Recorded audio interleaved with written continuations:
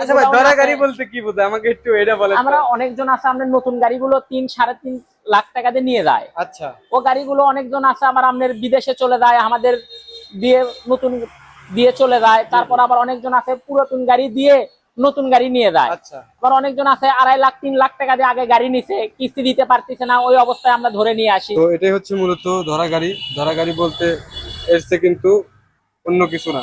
আর এই গাড়িগুলোর মালিকানা কিন্তু এখনো ওই কোম্পানি আছে, ঠিক আছে। আপনি নিলে আপনাকে মালিকানা পরিবর্তন করে দেওয়া যাবে বা ট্রান্সফার করে দেওয়া যাবে। এই কোম্পানি থেকে আপনার নামে সরাসরি মালিকানা হবে। তো এখানে যে কয়েকটি গাড়ি আছে দেখতে পাচ্ছেন, মোটামুটি 1টা 2টা 3টা 4টা 5টা 6টা 7টা 8টা 9টা, এবং এখানে আরো গাড়ি আছে ওনার ডিসপ্লে রাখার জন্য আর কি। এখানে কয়েকটা গাড়ি দেখানো হয়েছে। ওনাদের আরো গোডাউনে গাড়ি আছে, ধরা গাড়ি, নতুন গাড়ি। নতুন গাড়ি কিন্তু এটা শোরুম দেখতে পাচ্ছেন, এটা কিন্তু